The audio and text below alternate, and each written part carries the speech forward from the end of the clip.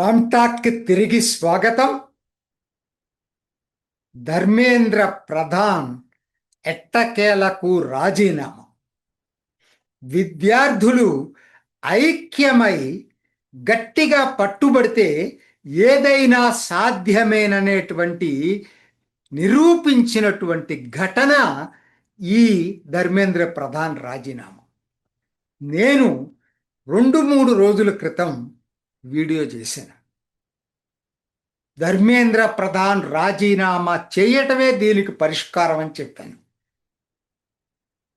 Neat పరీక్షా పత్రం 3 సార్లు లీక్ అయినప్పుడు విద్యాశాఖ మంత్రిగా ఉన్నందుకు నైతిక బాధ్యత వహిస్తూ ధర్మేంద్ర ప్రధాన్ రాజీనామా చెయ్యాలని చెప్పాను.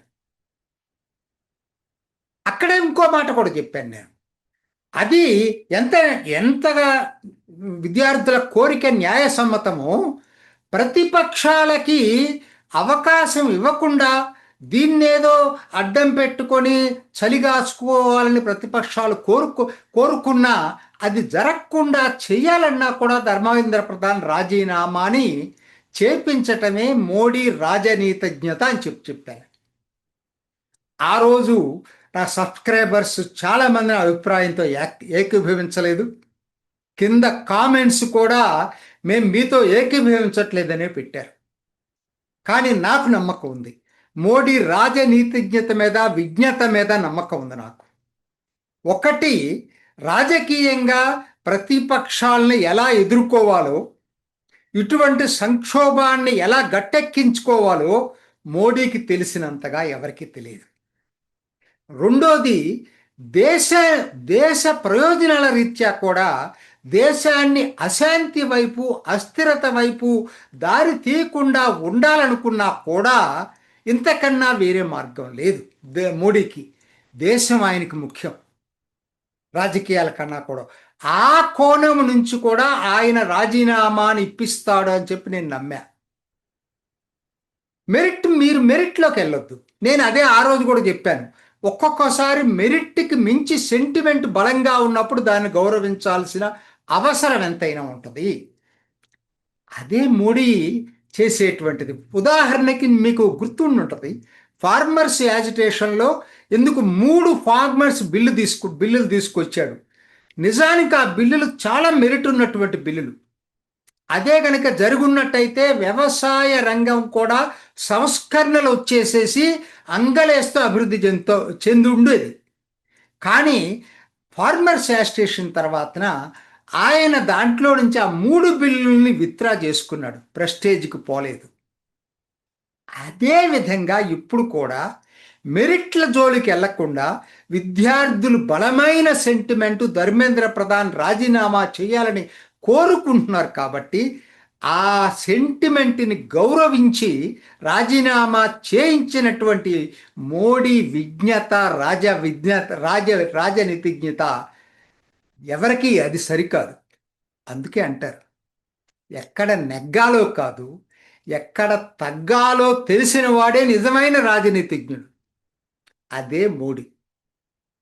అవునా కాదా? జరిగినటువంటి దాంట్లో ఏంటంటే, చాలా రాహుల్ గాంధీ దీన్ని ఏదో అడ్డం పెట్టుకొని ఏదేదో చెయ్యాలి, దీన్ని అడ్డం పెట్టుకొని నేను ఏదో తీసుకురావాలని చెప్పి ప్రయత్నం చేశాడు. అసలు ఈ యాజిటేషన్ మొదలైనప్పుడు రాహుల్ గాంధీ ఎక్కడున్నాడు? లేడు, ఈ దేశంలో లేడు. 20 రోజులు ఎవరి కంటికి కనపడలేదు. కలిసి ఆయన లేకపోయినా కాంగ్రెస్ అధ్యక్షుడైనా సీనియర్ నాయకులు వచ్చేసి ఈ ఉద్యమానికి మద్దతు ఇచ్చారా అంటే ఇవ్వనే లేదు. ఒక్కసారి 20వ తారీఖు ప్రదర్శన తర్వాత ఒక్కసారి రాహుల్ గాంధీ అసలు నేనే దీని వెనక ఉన్నానన్నంతగా ఒక ఫోటో ఆప్లు అత్యంత హై సెన్సిటివ్ జోన్ అయినటువంటి ప్రైమ్ మినిస్టర్ రెసిడెన్స్ దగ్గరకు వెళ్ళి హడావుడి చేయటం, ఆయన హడావుడి చేయటం ఒకటే. ట్విట్టర్లో అందరినీ రమ్మని చెప్పి అడిగాడు. నిజానికి రాలేదు. అందరు కనుక వచ్చి ఉంటే ఎంత హై సెక్యూరిటీ, హై రిస్క్ చర్య అండి అది. ఎవరైనా చేస్తారా? బాధ్యత గల రాజకీయ నాయకుడు అటువంటి పని చేయగలరా? అయినా నేను అడుగుతానండి, అసలు ఈయన ఏ రోజైనా సరే జంతర్ మంతర్కి వెళ్ళి వాళ్ళ ఉద్యమానికి మద్దతు ఇచ్చాడా? ఈ రోజు వరకు కూడా ఇవ్వకపోగా 20 రోజులు నిరాహార దీక్ష చేసినటువంటి ఆ 26 రోజులు ఎవరు ఆ సోనం వాంగ్చుక్ని పట్టుకొని ఆయన వ్యక్తిత్వ హననం చేశారు వీళ్ళు. కాబట్టి ఇది ప్రతిపక్షాలకి ఘన విజయం కాదు కదా, అసలు విజయమే కాదు, విద్యార్థులకు విజయం. దీంట్లో డౌటే లేదు. అసలు ఎందుకు రాజనీతిజ్ఞుడు మోడీ అంటున్నానంటే, ఒకటి సమస్య పట్టుదప్పుతుంది అనుకున్నప్పుడు దాన్ని తన చేతుల్లోకి తీసుకురాగలుగుటమే రాజనీతిజ్ఞత. ఒక్క 2 రోజులండి ఆయన స్వయంగా రంగంలోకి దిగింది.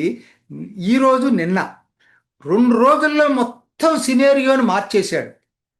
అర్ధరాత్రి సోనం వాంగ్చుక్ చేత నిరాహార దీక్ష మానిపించటం, చర్చలకు రానన్నటువంటి విద్యార్థుల్ని చర్చలకి రప్పించటం, ధర్మేంద్ర ప్రధాన్ రాజీనామా వాళ్ళు కోరితే అక్కడ ఎక్కడ నిరాకరించకుండా ఓపెన్ మైండ్ తోటి ఉండటం, ఈరోజు రాజీనామా ధర్మేంద్ర ప్రధాన్ చేయటం, ఇవన్నీ కూడా చక చక చక చక 2 రోజుల్లో జరిగిపోయినాయి.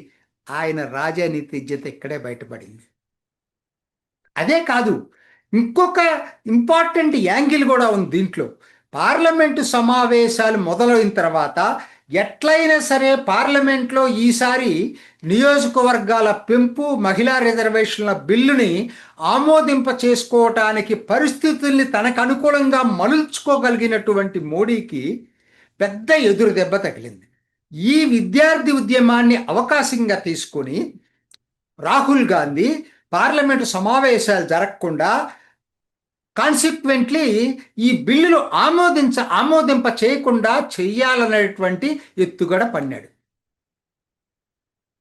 దీంతో విద్యార్థుల డిమాండ్ని ఆమోదించడంతో ఆ ఎత్తుగడలని చిత్తు చేశాడు మోడీ. ఇప్పుడు రేపు సోమవారం నుంచి ఏ మిషతోటి రాహుల్ గాంధీ పార్లమెంటు సమావేశాల్ని బాయ్కాట్ చేస్తాడు? అడ్డుకోలేడు కదా.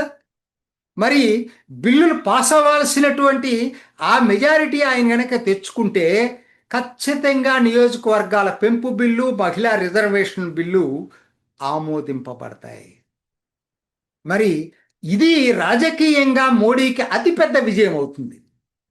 అది కూడా ఇందుట్లో ఇమిడి ఉంది.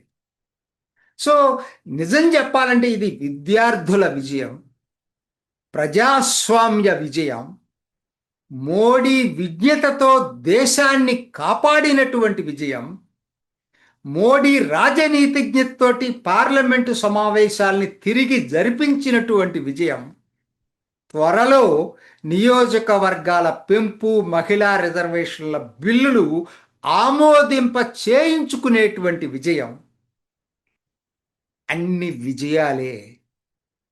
విద్యార్థులకి, మోడీకి ఇద్దరికీ కూడా ఇందుట్లో పైచేయింది. భంగపడింది ఎవరు? భంగపాటు ఎవరికి అంటే చివరికి మళ్ళా ప్రతిపక్షాలకే. అవునా కాదా? ఇది ఈనాటి రామ్ టాక్.